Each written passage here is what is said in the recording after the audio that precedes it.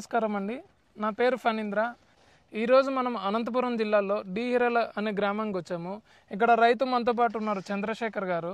వీరు కాకర పంట సాగు చేశారు. వీరు కాకరలో దాదాపు 5 ఏళ్ళ అనుభవం ఉంది. వీరు ఇప్పుడు కాకర విఎన్ఆర్ 493 పెట్టారు. ఆ విఎన్ఆర్ 493 రకం ఎలా ఉందో, అది దిగుబడి ఎంత వస్తుందో, మార్కెట్లో ఈరోజు ఎంత రేటు ఉందో, ఇది ఏ కాలం పెడితే రైతులకు అనుకూలంగా ఉంటుందో, ఇలాంటి అన్ని విషయాలు వీరిని అడిగి తెలుసుకునే ప్రయత్నం చేద్దాం. అన్న నమస్కారం. అన్న నమస్కారం సార్. ఈ విఎన్ఆర్ 493 ఎన్ని ఎకరాలు వేశారు?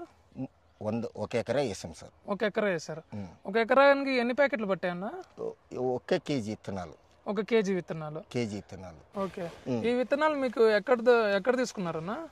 భవానీ అని అనంతపురం జిల్లా దగ్గర ఫ్రెండ్ చెప్పాడు, అక్కడ పోయి తీసుకొచ్చాను. అనంతపురం భవానీలో తీసుకొచ్చాను. మార్కెట్ లో మనకి కాకర చాలా కంపెనీ రకాలు ఉన్నాయి, చాలా ఉన్నాయి. విఎన్ఆర్ 493 లో మీకు ఏం బాగా నచ్చిందన్న? బాగా దిగుబడి వస్తా ఉంది, మార్కెట్ లో కూడా టాప్ గా వెళ్తా ఉంది. రోగాలు తట్టుకునే కెపాసిటీ ఉంది. చలికాలంలో కానీ ఎండాకాలంలో కానీ తగ్గించే కెపాసిటీ ఉంది.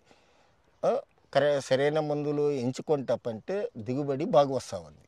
అంతకుముందు వేరే రకాలు పెట్టాను కానీ నాకు వేరే రకాలు కటింగ్ 2 కటింగ్లు అయిపోతే బూడిది రోగము ఏదో రోగము వచ్చి కటింగ్ అయినా 2 కటింగ్లు అయిపోతే ఆపేది, వెళ్ళిపోయి పిక్ పారేసేది. ఎందుకు ఖర్చు పెట్టినా కూడా దిగుబడి రావట్లేదు అంటే నా ఫ్రెండ్ ద్వారా కనుక్కొని అప్పుడు విఎన్ఆర్ 493 నువ్వు పెట్టుకోవడానికి అప్పుడు ఇంటి పోయి సంవత్సరం ఇంటి పెడతా ఉన్నాను. పంట బాగా వస్తూనే ఉంది. ఇప్పుడు 4వ కటింగ్ వస్తూ ఉంది.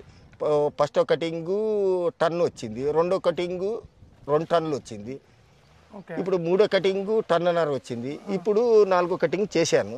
ఇప్పుడు ఎన్ని సంచి బస్తాలతో చూడాలి అన్న. ఇప్పుడు సంవత్సరం పొడవులో ఈ కాకర ఏ సీజన్ లో వేసుకుంటే మంచి దిగుబడి వస్తుంది రైతుకి? 5వ మే నెల వేసుకుంటే బాగా దిగుబడి వస్తుంది. అక్టోబర్లో ఆగస్టులో ఇది వేసిండేది. ఆగస్టు సెప్టెంబర్ ఫస్ట్ వీక్లో వేసినాను.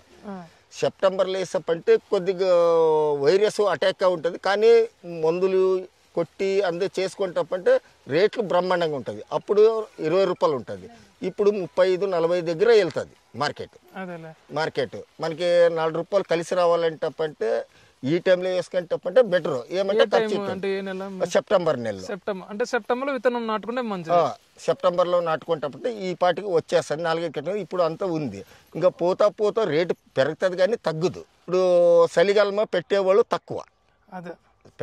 తక్కువ, ఎందుకంటే డోని వైరస్ బూడిది అటాక్ అయ్యేది ఎక్కువ. మే నెల అంటే ఏమి ఉండదు. దాంతో ఏదో ఎప్పుడో ఒకసారి వస్తే డోని వస్తుంది, వైరస్ ఉంటుంది. ఇప్పుడు ఇందాక మీరు అన్నారు సెప్టెంబర్లో వేసుకుంటే మంచి దిగుబడి వస్తుంది అన్నారు. కొంతమంది ఎండాకాలంలో కూడా పెడతారు, కొంతమంది వర్షాకాలం అప్పుడు కూడా పెడతారు. అప్పుడు ఎండాకాలంలో పెట్టినప్పుడు ఎటువంటి సమస్యలు వస్తాయి, వర్షాకాలంలో పెట్టినప్పుడు ఎటువంటి సమస్యలు వస్తాయి? ఎండాకాలం పెట్టినప్పుడు వైరస్ అటాక్ ఇక్కడ అనంతపురం డిస్టిక్ వచ్చి ఎండ ఎక్కువ. అదే మే నెలనైతే ఆవిడే వర్షాలు పడింటాయి కాబట్టి కూల్డ్ వస్తుంది. అప్పుడు పెట్టుకుంటామంటే మనకి రైతుకి ఖర్చు తక్కువ ఉంటుంది, దిగుబడి ఎక్కువ వస్తుంది. సెప్టెంబర్లో పెడతామంటే దిగుబడి తక్కువ వస్తుంది తర్వాత, కానీ మందులు పెట్టుకొని ఎరువు వదులుకొని పెడతా మెయింటైన్ బాగా చేస్తామంటే బాగా వస్తుంది.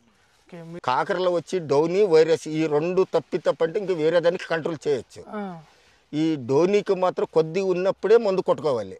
వైరస్ కూడా అంతే, కొద్దిగా ఉన్నప్పుడే కొట్టుకుంటే బాగుంటుంది, లేకపోతే అంటే అంతా వెళ్ళిపోతుంది. వచ్చేటప్పుడు చూసా ఇక్కడ ఎల్లో గార్డు పెట్టారు, దేనికోసం పెట్టారన్నా? అది దోమికి, తెల్ల దోమికి, పచ్చ దోమికి, రెక్కల పురుగు మాదిరి గుడ్లు పెట్టేది ఆ దోమికి. అది బెరెక్స్. ఇది ఎప్పుడు పెట్టారన్న పంట?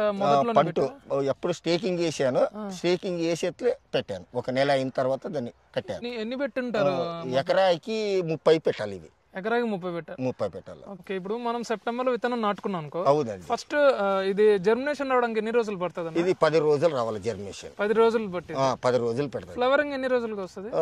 ఫ్లవరింగ్ వచ్చి 30 రోజులు అయిందంటే వచ్చేస్తుంది. 30 రోజులు. 30 రోజులు. ఫస్ట్ కటింగ్ ఎన్ని రోజులకు వస్తుంది? ఫస్ట్ కటింగ్ వచ్చి 60 రోజుల నుండి 70 రోజుల లోపలే. 60 నుంచి 70 రోజుల లోపలే.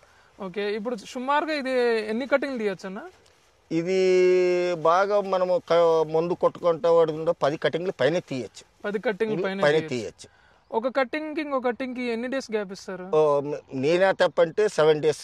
7 డేస్ వారం గ్యాప్ ఇస్తారు. వారం గ్యాప్ ఇస్తా. అన్న ఇప్పుడు మీరు ఎకరా పెట్టారు కదా, ఎకరాకి మీకు ఎంత ఖర్చు వచ్చింది, ఎంత రావచ్చు అనుకుంటున్నారు? మనకి బాగా స్టేకింగ్ వేసి నీట్గా బాగా నీట్గా చేసామంటే 50 నుంచి 70-80 వేలు వరకు ఖర్చు వస్తుంది.